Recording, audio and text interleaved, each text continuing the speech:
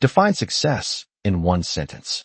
Jonathan Blake didn't raise his voice, yet the entire table heard him as clearly as if he had shouted, the soft clink of crystal glasses fading into a stillness that felt deliberate, almost staged, and across from him. The investors exchanged subtle smiles, the kind reserved for private entertainment, because to them, this was exactly that, a moment where power played with something smaller just to feel its own weight. And standing beside the table with a worn notepad and a pen that had seen too many long shifts, Emily Carter paused, her hand hovering just slightly above the paper, not trembling, not rushing, just still, as if time had briefly decided to wait for her.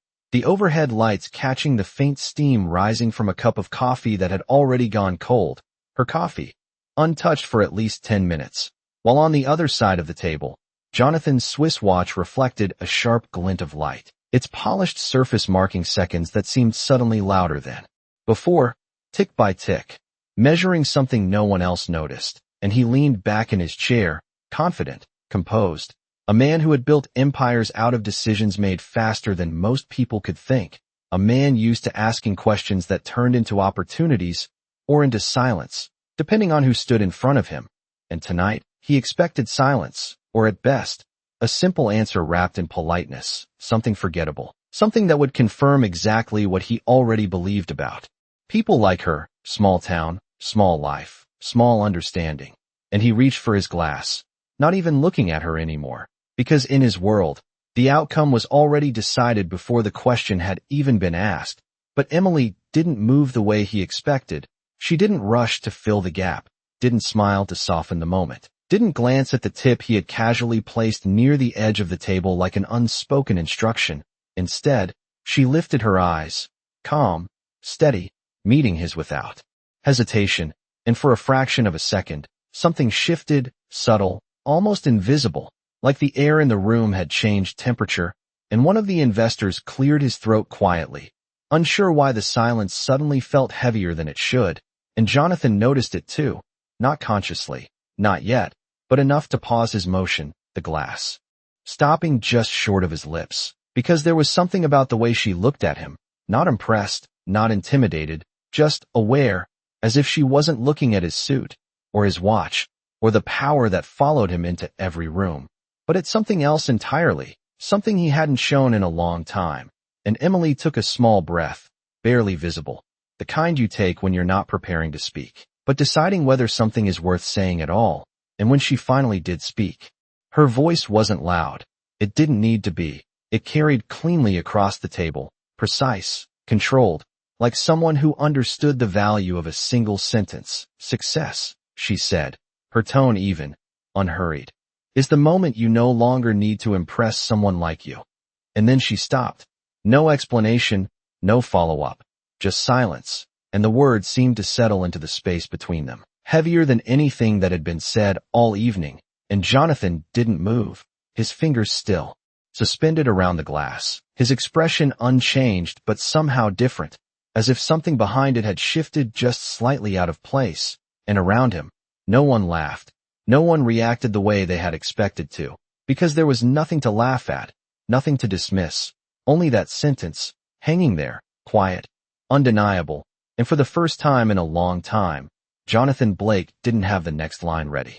Jonathan did not respond right away, and that alone was enough to shift something in the room, because men like him were never quiet unless they chose to be, and even then, their silence usually felt controlled, intentional, like a pause before a decision. But this was different.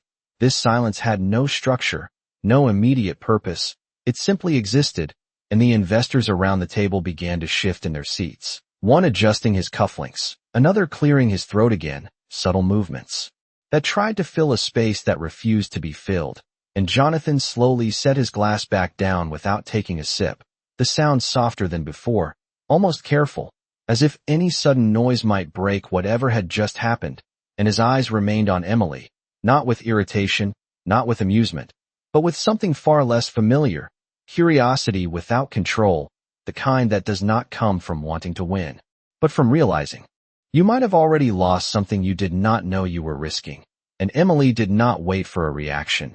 She did not stand there expecting approval or apology. She simply nodded once, a small professional gesture, and reached for the edge of the table where the leather folder rested, her fingers moving with quiet efficiency as she adjusted it into place, the same way she had done 100 times that night, the same way she would do it again tomorrow, as if nothing about this moment required special attention. And that, more than anything, unsettled him, because in his world, moments like this demanded recognition, demanded response, demanded some form of acknowledgement that power had shifted, but she offered none.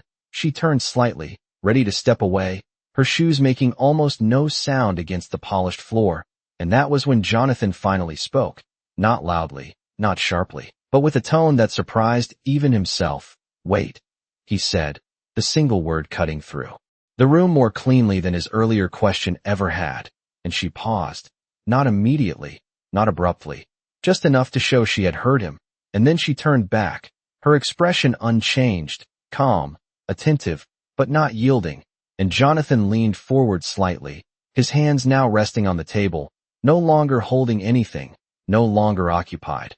"Where did you learn to think like that?" he asked, and it was not a challenge. Not this time. It was a question without armor, and for a brief second, Emily looked at him in a way she had not before, not assessing, not responding, just observing, as if deciding how much of the truth was worth giving to a stranger, and then she gave the smallest hint of a smile, not warm, not cold, just real enough to exist. "Some places do not teach it," she said quietly. "They take everything away first." And again, she stopped. No elaboration, no story. Just another sentence that landed heavier than it sounded, and Jonathan felt it, not as a shock this time, but as something slower, something that settled in his chest and refused to move, and he leaned back again. But the posture was different now, less composed, less certain, and he glanced briefly at the watch on his wrist, the same watch that had always reminded him that time was his to control, his to manage, his to optimize. Yet in that moment, it felt almost irrelevant, like a tool that no longer applied to the conversation he was in. And across the table, one of the investors forced a small laugh, an attempt to bring things back to normal. "That is quite an answer," he said, but no one followed, no one joined in, because normal had already slipped out of reach, and Emily stepped back fully this time, her attention returning to the role she wore like a uniform. "Your waitress will be ready in about 8 minutes," she said, her voice returning to its earlier professional tone, as if the previous exchange had never happened, and she placed the check neatly at the edge of the table, aligned perfectly, precise, intentional, and as she turned to leave, Jonathan's eyes dropped to the paper for just a moment, expecting numbers, totals, something familiar. But there, just beneath the printed line, in small, steady handwriting, was a sentence that had not been there before, simple, quiet, impossible to ignore. "You already have everything, so why does it still feel like something is missing?" And for the first time in years, Jonathan Blake did not reach for his phone, did not check the time, did not look around the room to regain control. He simply sat there, staring at a piece of paper that knew more about him than most people ever had. The restaurant did not return to normal, not immediately, not completely, because something invisible had shifted, and even though conversations slowly resumed and glasses were lifted again, there was a subtle hesitation in the air, like a room trying to remember how to breathe after holding it too long, and Jonathan remained where he was, his gaze still fixed on the small line of handwriting at the bottom of the check, reading it once, then again, as if the words might rearrange themselves into something easier to dismiss. But they did not. They stayed exactly as they were, simple, direct, unprotected by politeness, and for a man who had built his entire life on clarity and control, that unsettled him more than any confrontation ever could. And across the table, one of the investors finally leaned forward, attempting to re-establish the rhythm they all understood. "Jonathan, we should review the projections before dessert," he said, his voice measured, careful, but Jonathan did not respond right away, not because he had not heard, but because for the first time in years, something else held his attention more strongly than numbers, and he placed his hand flat against the table, fingertips brushing the edge of the paper, not picking it up, just feeling its presence, as if grounding himself in something unexpectedly real. And then, without looking up, he spoke. "Do you ever feel like you are ahead of everyone else?" he asked quietly, and the question did not belong to. The meeting did not belong to business, and the men around him exchanged quick glances, unsure if this was rhetorical or something else entirely, and one of them gave a small laugh. "That is kind of the point, is it not?" he replied. But Jonathan's expression did not change, and he finally looked up, his eyes moving briefly across the table before returning to the empty space where Emily had stood just minutes ago. "No," he said, almost to himself, "that is not the point." And the words lingered, incomplete, unfinished, as if even he was still discovering what they meant. And in the distance, near the kitchen doors, Emily moved through the restaurant with the same quiet precision, carrying a tray balanced effortlessly in one hand, her attention fully on the next table, the next order, the next small detail that needed to be done correctly. And yet there was something different in the way Jonathan watched her now, not with curiosity alone, but with recognition, the kind that comes when a pattern you have trusted for years suddenly reveals a flaw. And he reached for his wallet slowly, deliberately, not out of habit this time, but with intention, sliding a card into the folder without checking the total, without calculating the percentage, because for once, the number did not matter, and he closed it gently, his movements quieter than usual, as if aware that anything louder might break the fragile clarity that had settled over him. And when Emily returned to collect it, she did not look at the amount, did not react. She simply nodded once again, the same way she had before, consistent, unshaken, and as she turned to leave, Jonathan spoke again, his voice steadier now, but still carrying something unfamiliar.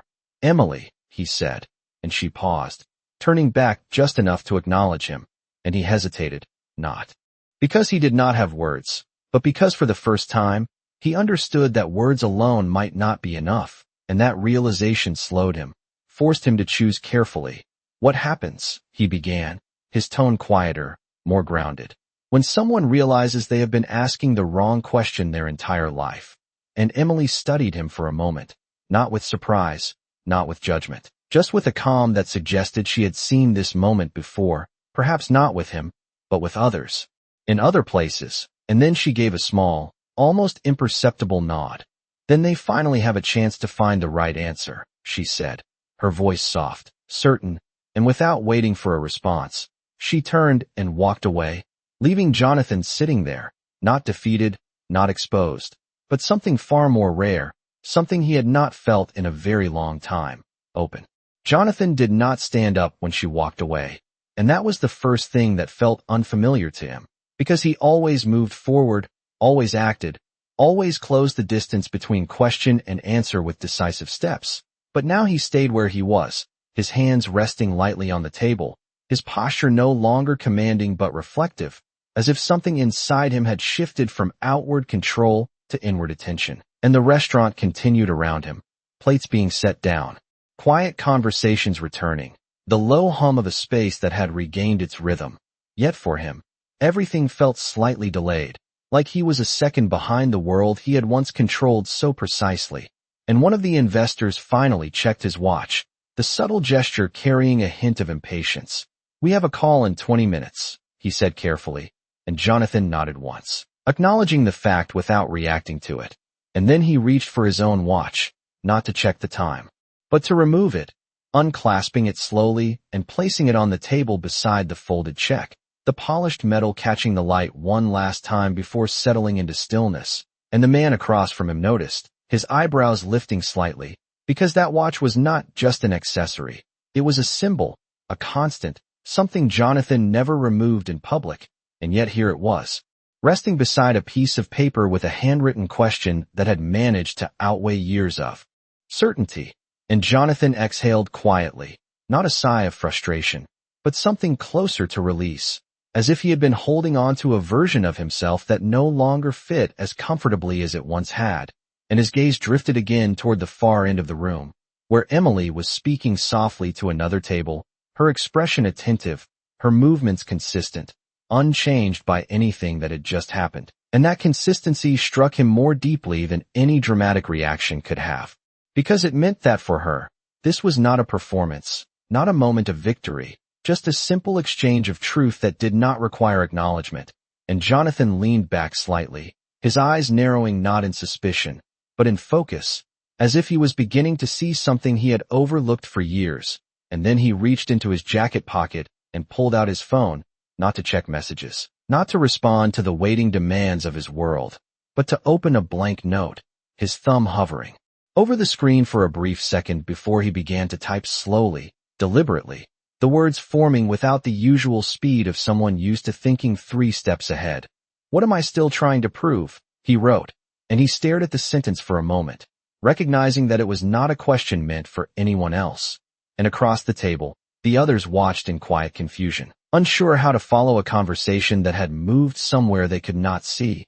And after a moment, Jonathan locked the phone and set it face down, his attention returning to the present, but not in the same way as before, because now he was aware of it, aware of the space, the people, the details he had once ignored as irrelevant. And when the waitress arrived, he did not immediately begin to eat. He waited, not out of habit, but out of consideration, allowing the moment to settle, allowing himself to exist in it without rushing forward. And as he picked up his fork, his eyes flicked once more toward the direction Emily had gone, not searching for her, not expecting anything more, just acknowledging that something important had already been given, and that for once, it had not come with a price, a contract, or a condition. And as he took his first bite, he realized the taste was different, not because the food had changed, but because he had. The conversation at the table never fully recovered, not because anything dramatic had happened, but because something quiet had settled over it, something that could not be undone with numbers or strategy. And Jonathan noticed it in the way the others spoke now, slightly more cautious, slightly less certain, as if the invisible balance he had always maintained had shifted just enough for them to feel it without understanding why. And he let them talk, let them move through projections and timelines, their voices blending into a steady rhythm that he had once mastered. Yet now it sounded distant, like a recording of a life he used to live with absolute clarity. And every so often, his eyes drifted, not searching for Emily this time, but remembering the way she had stood, the way she had answered without hesitation, without performance. And it stayed with him, not as a challenge, but as a reference point, something real in a world he had carefully constructed to avoid anything unpredictable. And when the meeting finally ended, it did not feel complete. It simply stopped, chairs sliding back, jackets adjusted, polite nods exchanged, the usual signals of closure. But Jonathan did not rise immediately. He remained seated for a moment longer, his hand resting near the watch he had taken off earlier, and he picked it up slowly, turning it over in his fingers, studying its perfect surface, the precision it represented, the years he had spent measuring success in moments like this, deals closed, time optimized, outcomes secured. And yet none of that had prepared him for a single sentence from someone who had nothing to prove. And he slipped the watch back onto his wrist, fastening it carefully. But something about the gesture felt different, not like reclaiming control, but like acknowledging a tool that no longer defined him entirely. And he stood, smoothing his jacket out of habit. And as he made his way toward the exit, the restaurant seemed slightly quieter than before, or perhaps he was simply hearing it differently. The soft clink of silverware, the murmur of conversations, the distant hum of the kitchen, all of it present in a way he had never allowed himself to notice. And just before he reached the door, he paused, his gaze shifting one last time toward the far side of the room. And there she was, not looking at him, not waiting, simply continuing her work with the same steady focus. And for a brief moment, he considered walking back, saying something more, asking another question, but the thought passed just as quickly as it came, because he understood now that whatever needed to be said had already been said, and anything more would only reduce its weight. And so he nodded once, not to her, not to anyone in particular, but to the moment itself, and stepped outside into the cool evening air, the city stretching out before him in lights and motion, a world that had always responded to his decisions, always bent slightly in his direction. And yet as he stood there, hands at his sides, he felt something he had not felt in years. Not pressure, not urgency, but space, a quiet, unfamiliar space where the next move was not already decided. And for the first time, he did not reach for his phone, did not call a driver immediately, did not check his schedule, he simply stood there, looking out at the street, aware of the night, the air, the subtle sound of traffic moving past. And somewhere behind him, through glass and distance, a woman continued her shift, unchanged, while a man who had everything finally began to understand why it had never felt like enough. The night did not rush him, and that was new, because Jonathan Blake had built his life on momentum, on moving from one decision to the next without pause, without hesitation. Yet now he stood on the sidewalk longer than necessary, the city flowing around him in quiet persistence, headlights passing, footsteps echoing faintly against concrete, the distant hum of engines blending into a steady background he had never truly listened to before. And when his driver finally pulled up to the curb, the door opening with practiced timing, Jonathan did not step in right away. He glanced once more at the reflection in the tinted window, not to check his appearance, but as if searching for something less visible, something that had shifted just beneath the surface. And after a brief moment, he got in, settling into the seat with a slower motion than usual, the door closing softly behind him, sealing off the outside world. And for a few seconds, neither he nor the driver spoke, the engine idling, waiting for instruction that did not come immediately. And then, without looking up, Jonathan said quietly, "Drive." But he did not give a destination, and the driver hesitated just slightly, enough to be noticed, before asking, "Where to, sir?" And Jonathan paused, his hand resting loosely on his knee, his mind not searching for an address, but for something else entirely, something that had never required a location before. And finally, he exhaled softly. "Just drive for a while," he said, and the car pulled away from the curb, merging into the flow of traffic, moving without a clear endpoint. And inside the quiet cabin, Jonathan leaned back, his eyes drifting to the city lights passing by the window, each one appearing for a moment before fading into the distance.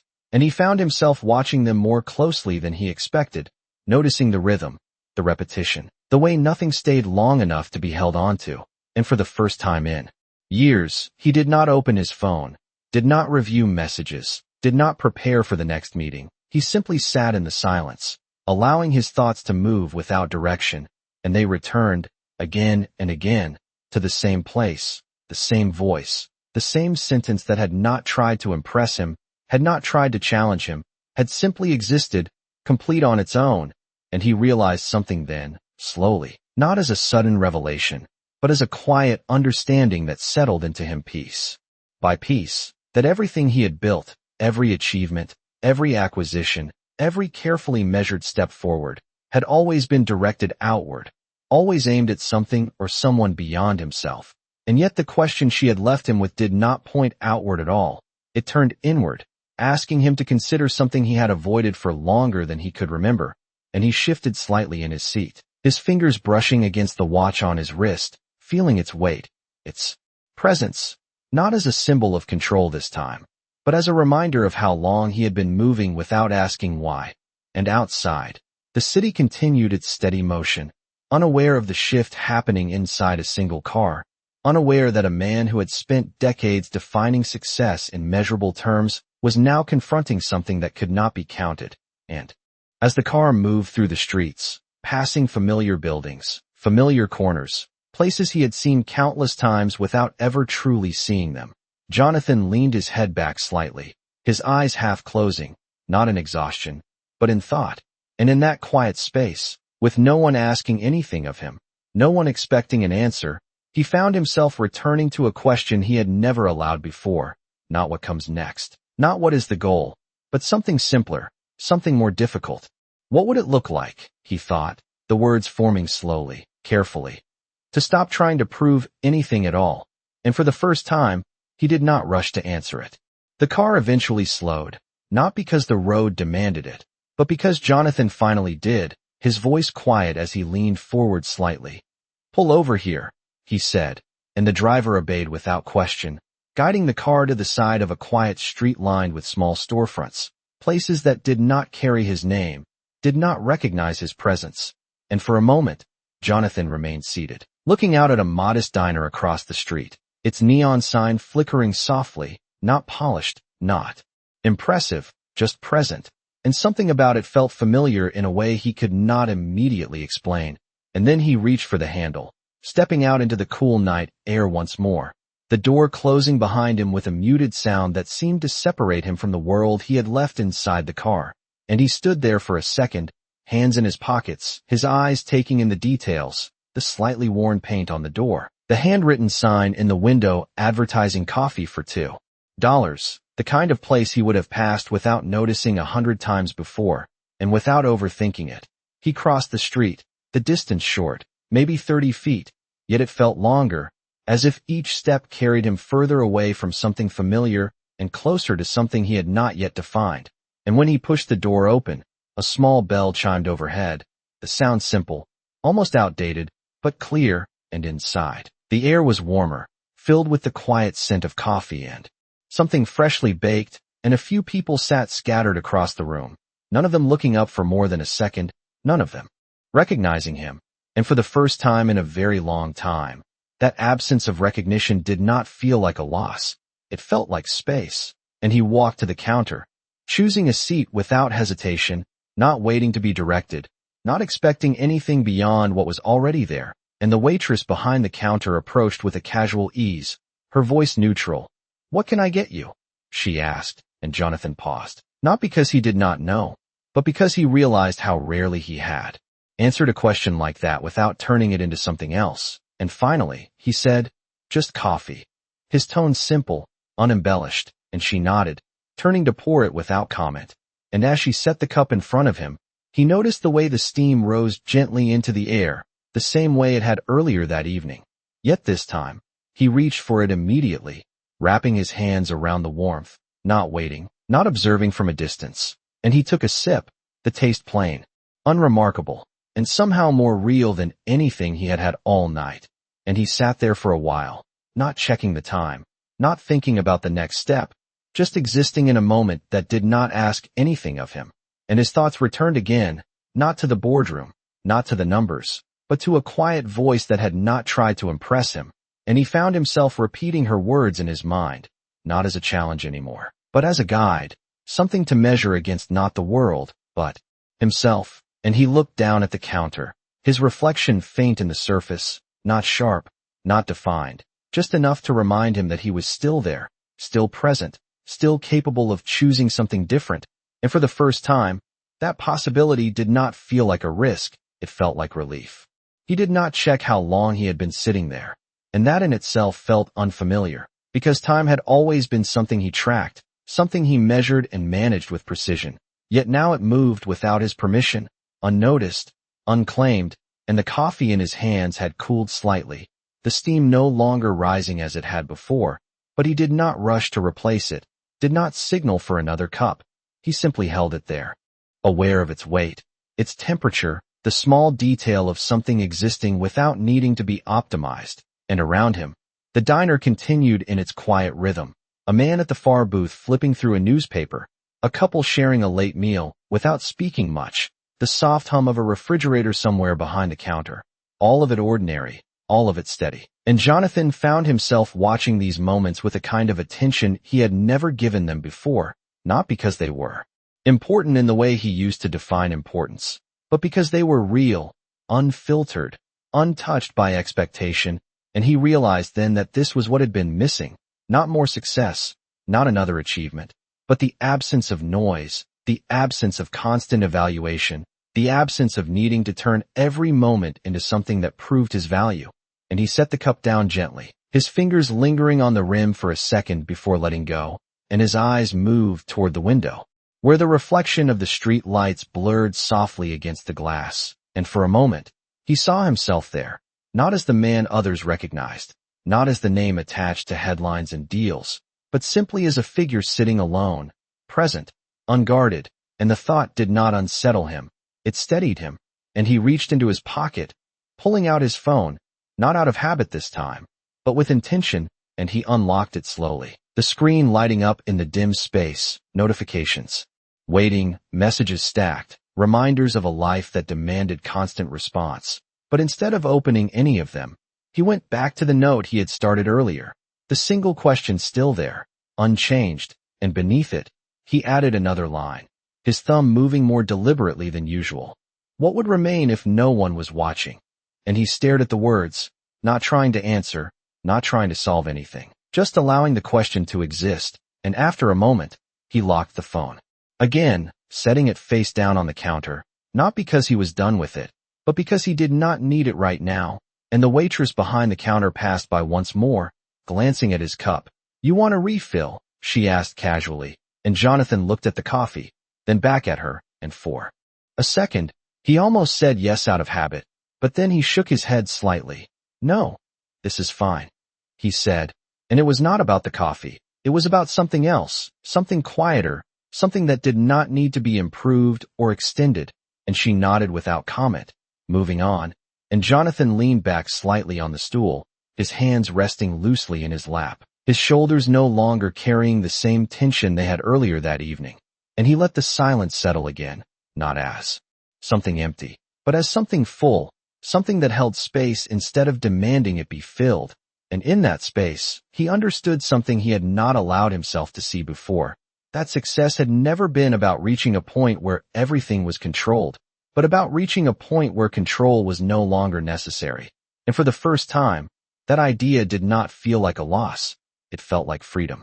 He stayed until the cup was empty, not because he needed to, but because for once, he was not measuring when to leave. And when he finally stood, it was unhurried, his movements simple, uncalculated, and he placed a few bills on the counter without checking the exact amount, not as a statement, not as a gesture, just as something natural, and the waitress gave a small nod of acknowledgement, nothing more, no recognition, no shift in tone, and that, more than anything, confirmed what he had begun to understand, that value did not need to be announced to exist, and as he stepped outside again, the night felt different, not quieter, not slower, but clearer, as if the noise had not disappeared.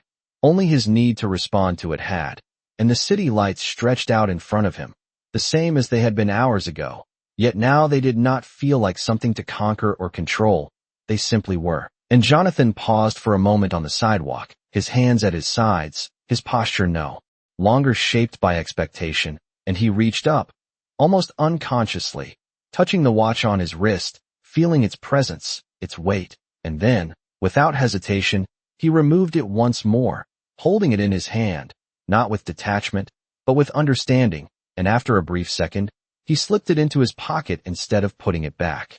On, a small decision, quiet, almost invisible, yet it carried more meaning than any deal he had closed that day, and his driver stepped out of the car as soon as he saw him, opening the door with the same practiced precision, waiting for instruction, and Jonathan approached, but instead of getting in immediately, he paused, looking at the man for a moment, really looking this time, noticing details he had ignored before, the slight fatigue in his eyes, the way he stood just a little straighter than necessary, and Jonathan spoke, his voice steady, but different.